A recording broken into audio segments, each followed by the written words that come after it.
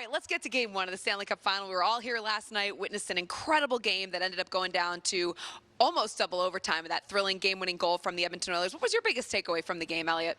My biggest takeaway was I have seen games where Florida's taken a 2-goal lead over someone. I said there's no chance that that opponent is coming back. I never felt that last night.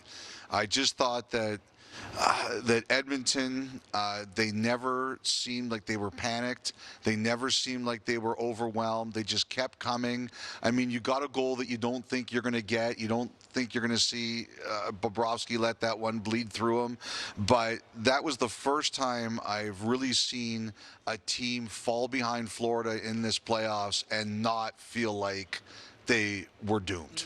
That's what I thought. Leon gets, obviously, the big goal of the night, right? The overtime one, second goal of the game. There's something interesting I saw that you had as your Selke voting. You had a first-place vote for Leon Draisaitl. I love this stuff because I want to pick your brain at why you did that and why you had him there. Well, first of all, I have to say that I am getting destroyed by Kyle Bukauskas, Kevin Bieksa, and David Amber for that vote because, so basically what happened, Michael, was I was just calling around, like, who are some people I should make sure that I'm thinking about, even if they don't, like, you have all the normal, regular people there. Like, you have Barkov, you have Reinhart, you have Hischier, you have Eichel, you have Marner, anyone else that people have out there. And I had a Western Conference guy say, you really should take a big look at Draisaitl. Now, he doesn't kill penalties, but 5-on-5 this year, he's been unbelievable. So I came to Edmonton at the end of March, and I did a sit-down with Draisaitl, and I said to him, would the Selke mean a lot to you? And he said, as far as an individual award goes, it would be more meaningful to me than winning the Hart Trophy. So he said that to me, and he put it in my head. So when I did the ballot, I voted for him first. Mostly because I thought he deserved it, but also since he said it, it was in my head. And these guys have been murdering me ever since the ballot came out. I had one player who texted me, he says, I'm telling you right now, I want to win the Hart Trophy next year. But I love that stuff. I love that that's on Leon's radar. Yes. And that's what great players, they want to be better in all different aspects of the game, and that he told you that. I love that you shared that. That's cool to know that that's even what he's thinking about. He wants to be the best at everything. Well, it seems like he has Connor McDavid's vote as well. Oh, yeah. At the conference last night. Now, These guys get mad when you say they can't play defense. Yeah. Like, there's a couple times this playoffs, They've committed to it, that. though. And Yeah. I've seen McDavid, not just, and a lot of the talk was the penalty kill. I've seen what he's been able to do 5-on-5. They were more physical last night. Another change last night was you see Stuart Skinner give up 3 goals. And I was saying that, you know, if Calvin Pickard doesn't get hurt, do we ever see Stuart Skinner in an Edmonton uniform again? Mm-hmm. I mean, has he climbed that mountain, that mental hurdle that's whatever has been plaguing him? But because last night, specifically in the second period, they were under siege a little bit, and he was their best player. You know what I really think has happened with him, Brian? We had a chance to talk about it with him the other day, is that I don't know if there's a player in the league now who is better at handling their down moments than he is. He knows they come, like we all have them, but him, like when a goalie, like you're naked out there, it happens spectacularly and suddenly. But the thing that he talked about, and one of the things is like, you know, he talked about on game days before he take them all so seriously. Now that he has kids, he calls home and does FaceTime. But that to me is the biggest difference with him, is he's much better at handling the down moments than he ever has been, and it allows him to recover quicker. Like, he doesn't have to be, like, for him, all I care about is W's. Like, he just has to be one save better than Bobrovsky 4 times. It's a hard thing to do, but that's the only thing the Oilers care about for him. All right, let's shift our attention to some news of the day and the big announcement from the Boston Bruins. They have hired former Boston Bruin Marco Sturm to be their new head coach. The final vacancy now is filled in the National Hockey League for head coaching position. Why was Marco Sturm the right choice would be the first part of the question, Elliot. And the second one would be, what took the Bees so long to make this decision? I think that one of the things that happened was that Boston and Pittsburgh didn't finish their interviews until last week. So I think that's one of the reasons that it took as long as it did. I think... Like, I heard that from the beginning, someone said to me, who turns out to be very smart, watch Marco Sturm for this. Watch him. He is going to be in the final group. If he doesn't get it, he's going to be one of the last people standing. And I think from the beginning, Don Sweeney really liked him.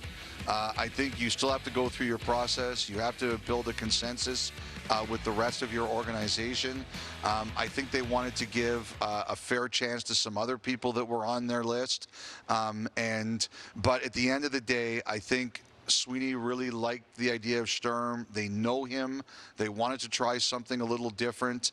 He wasn't the only potential first time. Like last week, they interviewed him. They interviewed Mitch Love. They interviewed Jay Leach, all guys who would have been first-time head coaches. The Bruins weren't afraid of this. And I just think them in Pittsburgh, it took them a while to get to the person they wanted to hire. And another team in the East, the New York Rangers, filling out their coaching staff. I mean, did you see this coming and what they decided ultimately? Well, I had heard there was a lot of interest in Joe Sacco. Like, I think Toronto was interested in Joe Sacco to go there potentially. If you look at the penalty kill in Boston, I think it's been top 10 last 3 years, including number one of those years. I think there was a lot of interest in Sacco. Dave Quinn had a lot. He interviewed for Seattle. I think he interviewed for Pittsburgh. So where he was last year, I think there was a lot of interest in these guys. You know, I think I have a lot of admiration for Dave Quinn having the ability to go back to the New York Rangers. I know a lot of people that wouldn't do that. They've got a heck of a staff there. I think I think that's going to be really good for them.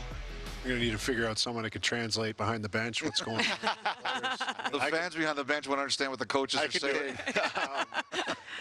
Brock Nelson, extension in Colorado.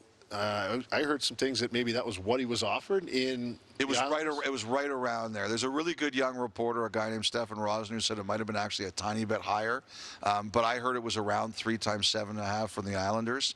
You know, I think, first of all, half the league is looking for a 2C right now. So it was the right year for a guy like Nelson to be a free agent. Secondly, looking back at that series against Dallas, when Landeskog came back, Landeskog, Nichushkin, and Nelson looked really good together. And I think that appealed to the Avalanche. And you know what? Like, I have to say, like, here and there, $7.5 million, like where the cap is going, like 7.5 now is where 6 maybe used to be, or 5.5 used to be. Good players like this. That's why I'm really fascinated about this whole debate about Marco Rossi right now. Like, Minnesota didn't want to go to the Boldy number, but if you think he's a top 2 center, he's at least going to get that contract. That's where the market's going, and I totally understand why Colorado did it. Totally. Elliot, I want to get back to the coaching situations because we've talked about the ones that have been hired, but I want to discuss the rumblings coming out of Dallas and circulating around rumors about Pete DeBoer. What can you tell us about? He's got 1 year remaining on that contract. What can you tell us about where things stand right now with the Dallas Stars and Pete DeBoer? You know, Catherine, when the season ended for Dallas, I believed that Peter DeBoer would be coaching their team next year with no extension, that they were going to let him go in on his final year and kind of see where things went. I think that's less clear as we sit here and we speak right now. I think the Stars have a decision to make. I think there are people in the organization who still want to do that, start the year next year. But I think the way the season ended and the way some of the players felt that Ottinger was treated, not so much in the comments, but the way he was pulled from the game, I think it's less certain. I think we'll know by the weekend. Very interesting. All right, let's shift our attention to yesterday afternoon's press conference with Commissioner Gary Bettman, as he always does, the state of the NHL. He was sitting up there with Bill Daly. I was involved listening. What were your biggest takeaways from it? Well, it was probably the least newsiest Stanley Cup State of the Union that we've had in some time. I do think that there's a chance the CBA with the players will be done very soon. And unless there's some wild thing that happens out of nowhere, I think they are getting close. And so we'll keep an eye on that.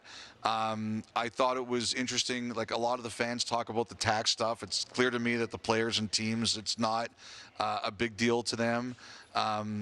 You know, I get a good laugh about Bettman when being asked about how long he's going to be around. And the other one that makes me laugh is he has now doing it publicly. He used to do it privately. He'd tell the GMs that changing the draft was your idea, not mine. Now he's blatantly telling everyone that he didn't want to do it. So I think we'll go back to the regular draft next year. All right. Yes, they are always entertaining at the very least, the State of the Union. So, Elliot, we know you're very busy. We appreciate you taking the time to join us here. Good to see you. My pleasure, guys. Let's hope Game 2 is as good as Game 1. Right.